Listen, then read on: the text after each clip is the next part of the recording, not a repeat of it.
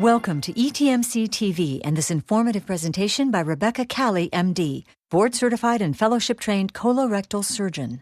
Dr. Calley will discuss fecal incontinence. Thank you for choosing ETMC TV. Fecal incontinence is loss of control to stool, either solid or liquid, and in minor cases to gas. And it's very common and very debilitating. But it's not often addressed because a lot of patients don't feel comfortable bringing it up to their primary care provider. So more women are affected than men, and this is for various reasons, but it's estimated that about 10% of women over the age of 30 have some sort of trouble with bowel control, and this figure rises to about 50% by the time they reach their elderly years. So it's a significant problem. There are lots of different things that can cause fecal incontinence, and some disorders that mimic fecal incontinence have to be sorted out with the physician. And these include things like hemorrhoids, large skin tags, anal fistula, any tissue that could prolapse through the anal opening, and diarrhea and altered stool consistency can all be common causes that are pretty easily treated. Injury to the anal sphincter muscle is the main cause that we would look at as colorectal surgeons. And that is in two broad categories, either injury to the muscle itself or damage to the nerve. And the most common cause of muscle injury is childbirth. That's why we see so many more women than men. Tears to the sphincter muscle during vaginal delivery may be noticed or they may not be noticed.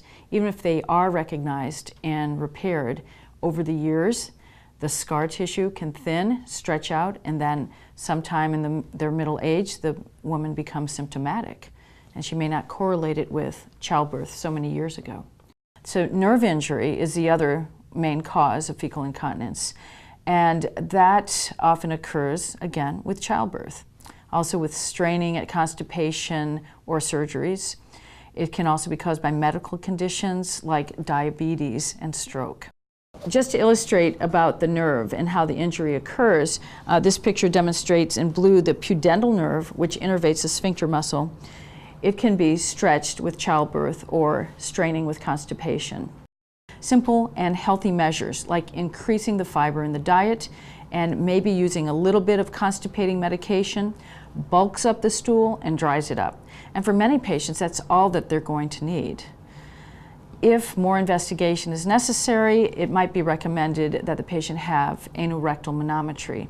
Anorectal manometry is a procedure that's very simple, but it involves pretty sophisticated equipment.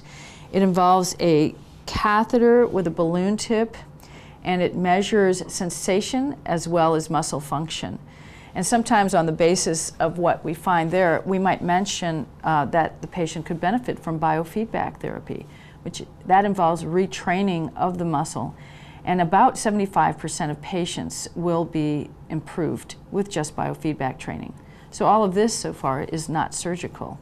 If a sphincter injury is suspected on the basis of examination and a manometry, an ultrasound of the muscle can be done.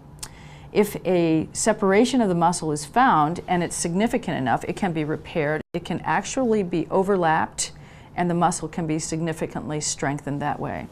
Over the last few years, there are several minimally invasive procedures that have really changed the treatment for fecal incontinence and have allowed patients who've had debilitating conditions that haven't allowed them to go out and socialize lead much more normal lives.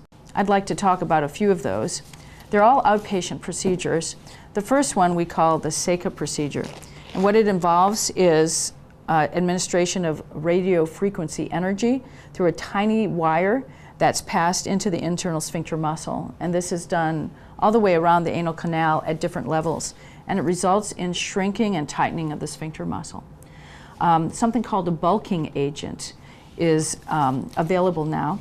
It's called Celesta, and it involves simply injecting the substance underneath the lining of the anal canal at 4 different sites. And this bulks up the entire opening and of course provides continence that way. There are some patients that aren't candidates for other procedures or they don't respond to these procedures. And for those patients, sacral nerve stimulation offers some hope. Sacral nerve stimulation involves direct stimulation of the nerve that goes to the sphincter muscle through an implantable wire that's hooked up to a generator that functions like a pacemaker. All the procedures I've talked about are available now through ETMC, and most of them are done in Jacksonville, where I primarily operate. Dr. Rebecca Calley sees patients at the ETMC First Physicians Clinic in Jacksonville and the ETMC First Physicians Clinic on 5th Street in Tyler. I completed medical school at the University of South Carolina in Charleston, and then went on to a general surgical residency and did a year of fellowship initially in peripheral vascular surgery. I went into private practice, and then I got interested in colon and rectal surgery.